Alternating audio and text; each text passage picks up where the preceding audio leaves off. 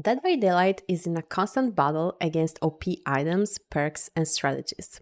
But whenever behavior tries balancing them out, a plethora of "but what will casual players do without busted thinking" question arises. And this has been going on since when brand new parts, insta-completed generators, and syringes healed 2 health states, going through 12 painless procs per game, Noid and Starstruck working on blink attacks, Buckle Up working with 40 people, and so on and so forth. The best part is that people claiming casual players will leave the game if their fun item or perk are removed are never actually the casual players in question, but very invested players that simply lack the brass to say they really want to keep stomping the other side, and instead try to pin their horrible takes on casual players who have a job and other higher priorities as a scapegoat, and this really drives me up a wall. I am not even gonna touch on the fact that no matter what, balance changes have to be made based on people that can actually use a mechanic in a significant way.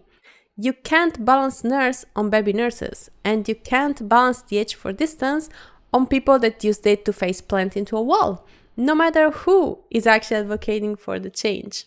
The absolutely hottest take this applies to is the current give up NDC epidemic. If you played DBD recently, or if you watched any stream, you've surely noticed survivors will be giving up on hook at the smallest inconvenience, or even when no inconvenience at all happened. The reasons seem to include going down first, not liking the killer, being chased first, killer not taking their obvious baits, teammates not doing gens fast enough, killer having meta perks, teammates not unhooking them fast enough, teammates unhooking them too fast, healing them underhook, not healing them underhook, and fuck all seems to be as good of a reason as the other ones. I had a Leon give up with 3 gens done, 2 gens at 50, and 6 hooks for the killer, with no kills. These people don't DC, of course, because clearly due to their tendency to bolt it, the penalty is probably stellar already.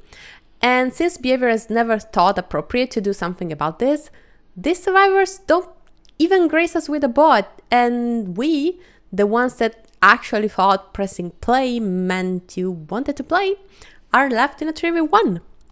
This is so widespread, most content creators, both killer and survivor side, have complained about it on their platforms, and the wildest response I've read to this is that going next is completely fine, since most of the player base is made by casuals who have jobs, again, and since they don't have as much time to play as the content creator complaining, they have all the right to go next if the match is not being fun for them, and be able to use their little time, because they clearly must have very little time and they must be in a rush for some reason, in a way they deem more suitable. And apparently giving up on hook in search of this unicorn of a fun match is a more suitable use of their time. Now, I know I'm going to blow some of these white knights of casuals' mind, but casual players don't hold the game in a high enough value to quit whenever things don't go as planned.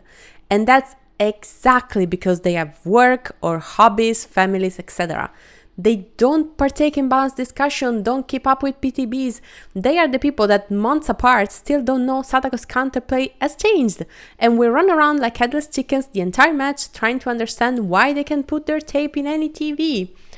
Casuals are actually the people these white knights are mad about, the ones that make them DC, survivors that don't consider unhooking in the killer terror radius a capital sin, will go down 10 seconds into a chase, can't loop tiles properly, can't really bother to spawn in with the intent of breaking a 3-gen early into the match. All they want to is log in and play their favorite character with their new cosmetic they just bought. They don't care if Adrenaline now doesn't work off hook or if Nemesis Syndra is 2 seconds instead of 0.2, since they can barely tell the difference over the sound of their friends munching snacks as they fail skill checks on generators. If DBD died tomorrow, their only regret would be the money they spent on skins.